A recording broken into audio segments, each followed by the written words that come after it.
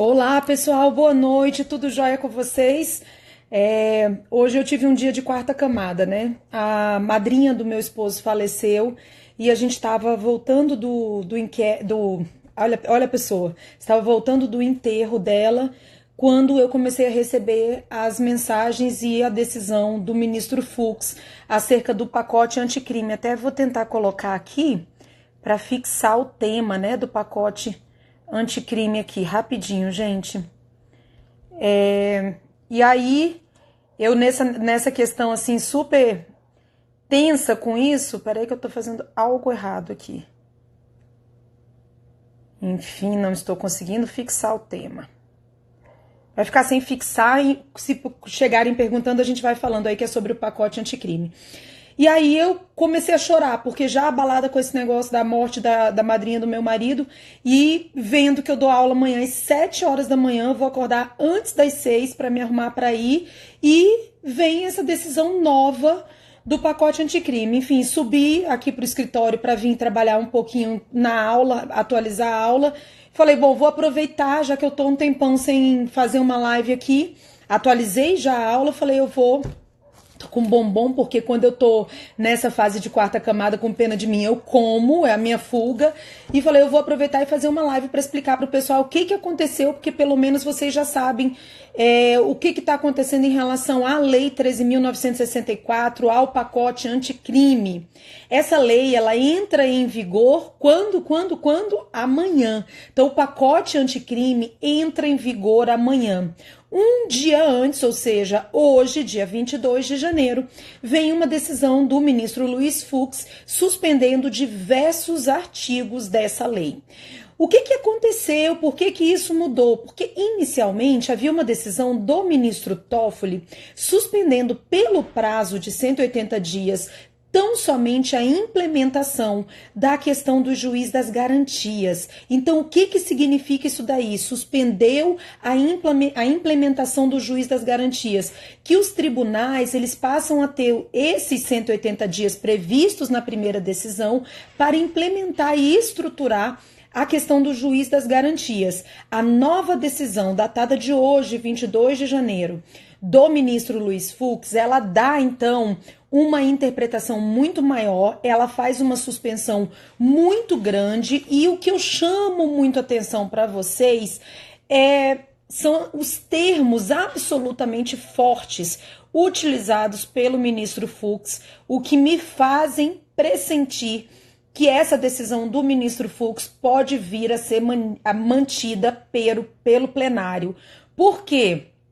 Bom, em primeiro lugar, porque ele diz o seguinte, que quando se fala do direito comparado, que o juiz das garantias já é implementada no direito comparado, ele fala que esse direito que é utilizado aí fora não pode ser usado na nossa experiência do Brasil. E ele fala isso de forma muito categórica e é algo que vem se falando muito, que realmente vários países que tinham o juiz das garantias também esses países acabaram voltando atrás, muitos desses países acabaram voltando atrás. Então ele diz assim, por exemplo, com a devida vênia ao pensamento contrário e ainda em sede não definitiva, o simples argumento do sucesso, e ele bota o sucesso entre aspas na decisão, da implementação do juiz de garantias em outros países, como exemplo Alemanha, Portugal e Itália, merece cautela, sob pena de se realizar um verdadeiro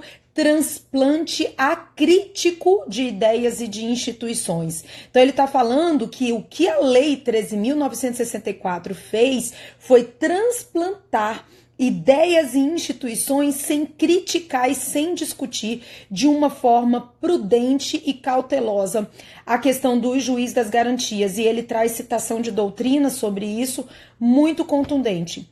Depois disso, ele vem falando sobre duas questões que a gente já vinha falando sobre o juiz das garantias. A primeira, a interferência aí do Poder Legislativo na questão da estruturação dos estados e na questão da lei de organização judiciária dos estados, que não pode ser competência da União.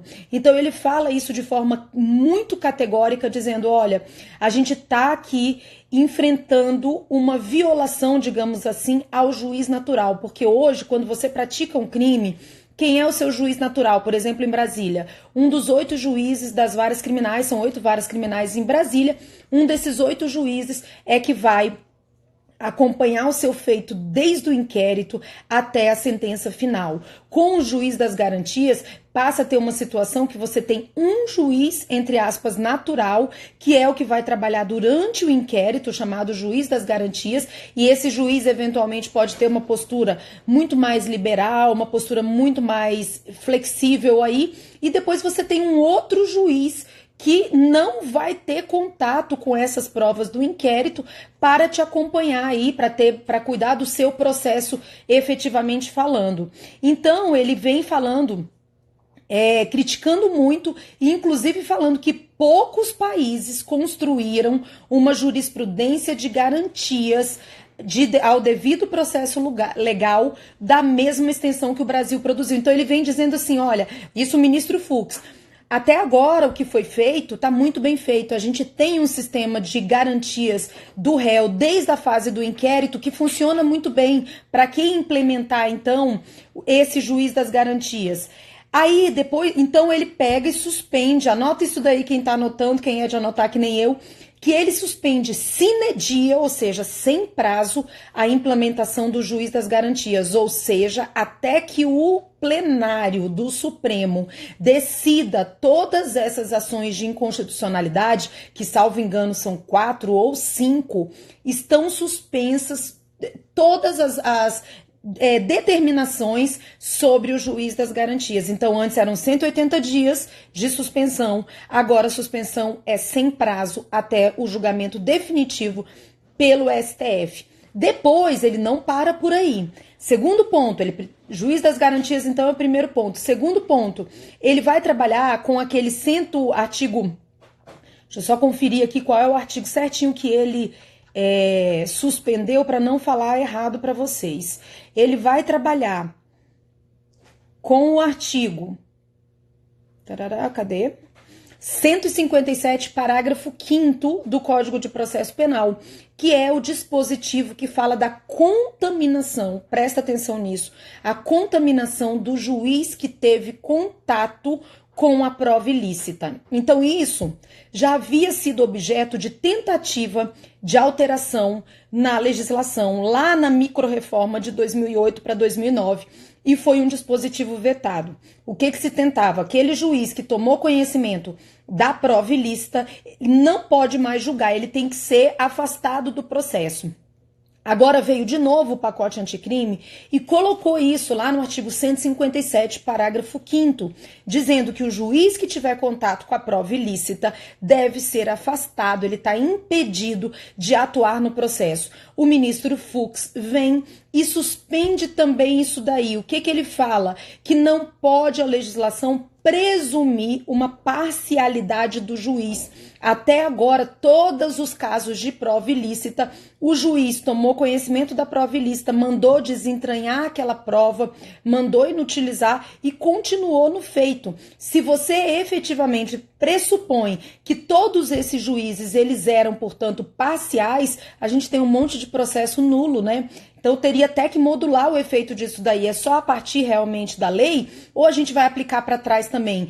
Todos os processos em que o juiz teve contato com prova ilícita, ele não deveria ser também afastado? E com isso a gente não tem um monte de nulidade, a gente não vai ter um monte de revisão criminal? Quer dizer, o legislador não pensou na questão prática disso daí. E ele vem falando, então, o ministro, exatamente isso, que você não pode presumir a parcialidade de um juiz exclusivamente por isso. Depois, gente, uma alteração muito significativa, que eu acho assim que o tiro saiu pela culatra. Presta atenção. O Ministério Público, e foi o Ministério Público mesmo, entrou com uma das ações diretas de inconstitucionalidade com relação ao artigo 28. Mas por quê? O que os promotores estavam falando, as associações de procuradores da República, tal, o que eles estavam falando é que o artigo 28 novo, tal como previsto na lei, que entra em vigor amanhã, ele, na verdade, ele cria uma situação em que todos os casos de arquivamento terão que ser reanalisados, quase, se fosse judicial, a gente falaria ali de um reexame necessário, né? Eles têm que ser reanalisados por uma instância de revisão. Então, esse artigo 28, ele faz com que todos os pedidos de arquivamento, que aliás seria promoção de arquivamento, né? Todos os arquivamentos promovidos pelo Ministério Público a partir da entrada em vigor do pacote anticrime, eles têm que ser submetidos a uma revisão. E aí os procuradores da República e promotores, eles vêm dizendo o seguinte: a gente não tem estrutura. A gente não tem estrutura, porque aí eles dão um exemplo de um dos estados lá que fala assim, ó, foram 70, instância de revisão, não é Câmara de Revisão a palavra não, Biratã. Então eles falam o seguinte, olha, a gente, nesse estado, 70 feitos só, o juiz mandou para o 28 na sistemática atual do CPP. Então 70 feitos durante o ano foram para o Procurador-Geral de Justiça. Mas foram promovidos efetivos arquivamentos em 1.400 casos. Então, ao invés de 70, o órgão de revisão, aí essa instância de revisão, teria que trabalhar com 1.400. Olha só, de 70 para 1.400. Quanto que dá isso aí por cento, João Paulo? O quê? De 70 para 1.400, aumentou quantos por cento? Sei lá. Aí a pessoa paga Kumon pro filho, paga coisa pro filho, o filho não sabe fazer uma conta dessa, nem eu. Então, esse aumento aí, o Ministério Público vem falando para impugnar o 28 com relação a isso, a essa remessa necessária de todos os arquivamentos. O que o ministro fez? O ministro pegou e suspendeu toda a sistemática de promoção de arquivamento, ou seja, até ser julgado pelo STF, vai valer o arquivamento antigo, ou seja, quem vai arquivar é o juiz. O promotor requer, o juiz arquiva e se o juiz discordar, ele vai mandar para o procurador-geral. Então é a mesma coisa que está hoje até que o Supremo julgue. Gente, e pelo teor dessa decisão do ministro Fux, que tem 43 páginas, eu fiquei com uma impressão muito grande de que pode ser que todos esses artigos sejam declarados efetivamente inconstitucionais, tá? Olha aí, ó, Vite Cunha também não sabe calcular a porcentagem e fez 3 anos de Kumon, João Paulo. O povo tá brigando aqui comigo porque eu falei pra você. Não terminou não, gente. Além do 28, então, olha, a gente viu questão do juiz das garantias, a contaminação, né, a eventual contaminação do juiz que trabalhou com as provas ilícitas e o artigo 28, mas não acabou. Ainda tem uma outra questão, olha só. Pela lei do pacote anticrime, Priscila vai curtir os Estados Unidos, Priscila tá nos Estados Unidos, só volta dia 26, ao invés de comprar coisa pra mim aí, perfume, maquiagem, tá aqui no Instagram. Olha só. Pela sistemática atual, escrita no pacote anticrime, que é a do artigo 310, parágrafo 4º, se o juiz não fizer a audiência de custódia no prazo de 24 horas após a prisão, vai ser necessário liberar o réu vai ter que ser colocado em liberdade. Então, o artigo 310, parágrafo 4º do pacote anticrime faz com que, se a pessoa não tiver a audiência de custódia realizada no prazo de 24 horas, ela vai para a rua. E aí o ministro Fux vem e vai falando das realidades do Brasil, da extensão territorial do Brasil e termina fazendo o quê? Suspendendo sine die essa liberação do preso que não foi submetido à audiência de custódia. A gente sabe que o STJ, na verdade, tem uma opinião até diferente, porque o STJ tem decisões no sentido de que se não for feita a audiência de custódia, mas sem ser feita a audiência de custódia, o juiz, por escrito, decidiu sobre a prisão do réu seja convertendo em preventiva, não cabe habeas corpus. Então, vem o ministro e faz assim, meio que seguindo isso daí, o ministro fala, está suspensa a liberação da prisão pela não realização da audiência de custódia no prazo de 24 horas. Resumo da ópera para a gente terminar essa live ou falar um pouco de besteira. 4 pontos do pacote anticrime que entra em vigor amanhã foram suspensos pelo STF. Quais são esses 4 pontos? Primeiro ponto, a questão do juiz das garantias. Então, não haverá juiz das garantias. Vai continuar tendo um único juiz até que o Supremo decida o mérito dessas ADIs. Em segundo lugar, a questão do artigo 28, fica suspenso o artigo 28, como é que se arquiva inquérito? Arquiva-se o inquérito por pedido do promotor e decisão do juiz, aquele ato complexo. Não se aplica o novo artigo 28 e sim o antigo, até que o Supremo decida sobre isso no mérito.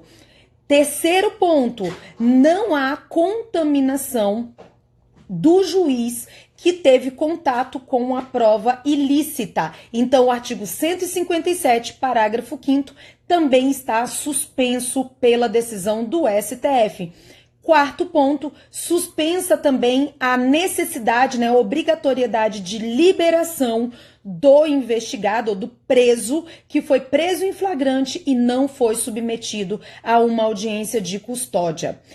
Não foi suspenso, teve decisão sobre isso e não houve a suspensão de quê? Presta atenção nisso.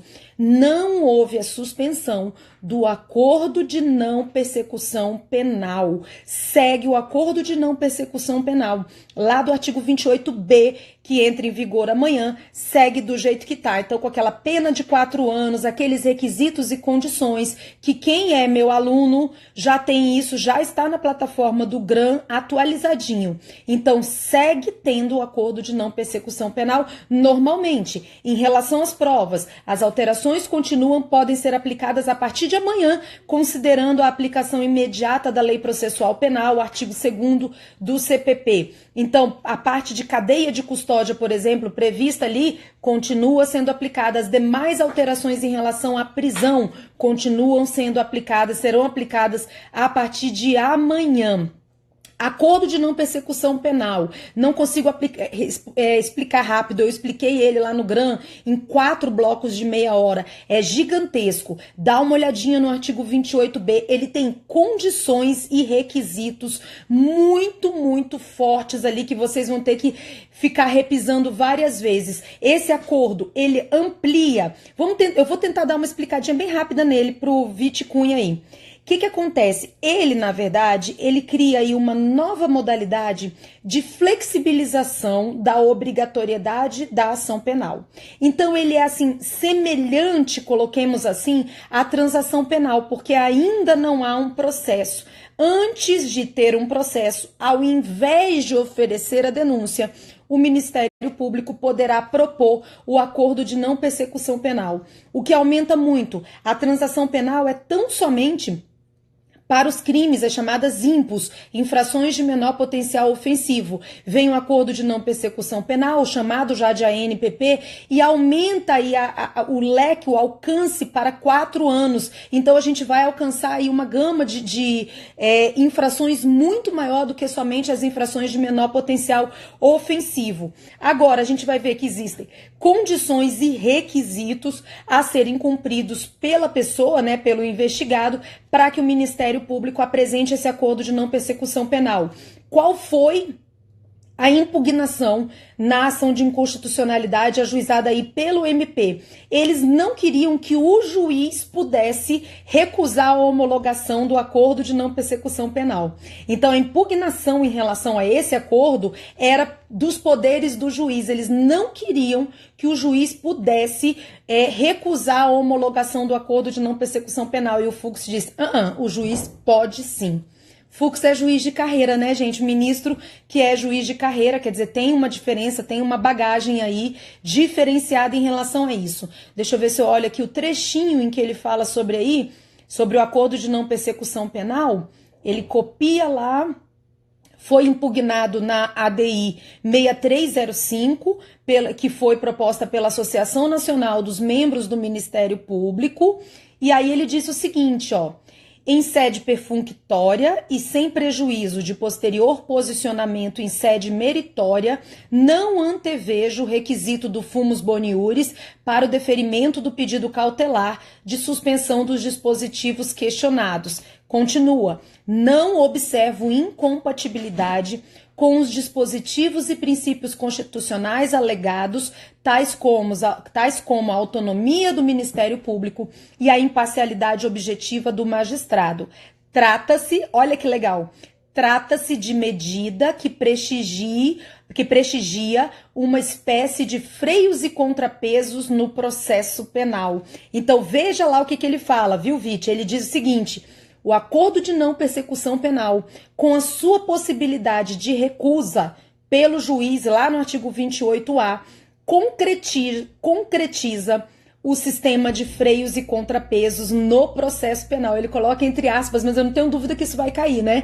De uma prova oral, assim, de promotor, por exemplo, ou de juiz, candidato, fale sobre o sistema de freios e contrapesos no processo penal. Quer dizer, esse sistema de freios e contrapesos que a gente só vê lá no direito constitucional foi usado aqui pelo ministro no processo penal como uma forma do juiz controlar a atividade do Ministério Público sem que isso interfira na autonomia do Ministério Público, foi como o ministro colocou lá. Então, nesse ponto do artigo 28A, que é o acordo de não persecução penal, ele pega, eu vou deixar salvo e vou colocar no YouTube a live, tá, gente? Ele pega, então, e indefere o pedido de suspensão. Então, a gente viu, são 4 pontos em que houve a suspensão da Lei 13.964, que entra em vigor amanhã. Esses pontos, o que eu faço para o concurso? Minha sugestão: se o seu concurso vai cair a Lei 13.964, você vai estudar a lei, porque o fato de ter suspendido a lei não vai interferir na cobrança, tá? Então, salvo se eles quiserem cobrar exatamente o que foi suspenso, o que tem que cair é a lei. Então, eu amanhã vou dar aula 7 horas da manhã, ao vivo, de graça, lá no canal do GRAM, sobre a Lei 13.964. Vou continuar com o juiz das garantias e eu não vou trabalhar essa suspensão, até porque a suspensão ainda vai ter que ser decidida pelo plenário. Então eu vou trabalhar com a lei. É isso que eu recomendo que vocês façam. É claro que vocês têm que saber disso, mas eu vou seguir aí exatamente com o que tem na lei, tá bom? O Irineu, adoro, o Irineu já estagiou comigo, vai trabalhar comigo no futuro, se Deus quiser, tá perguntando se o acordo de não persecução penal, nesse modelo, não fere o princípio da não culpabilidade. Isso é algo que eu acho que vai ser objeto de discussão. Por quê? Porque na forma como está o acordo de não persecução penal, é um dos requisitos que a pessoa confesse o crime.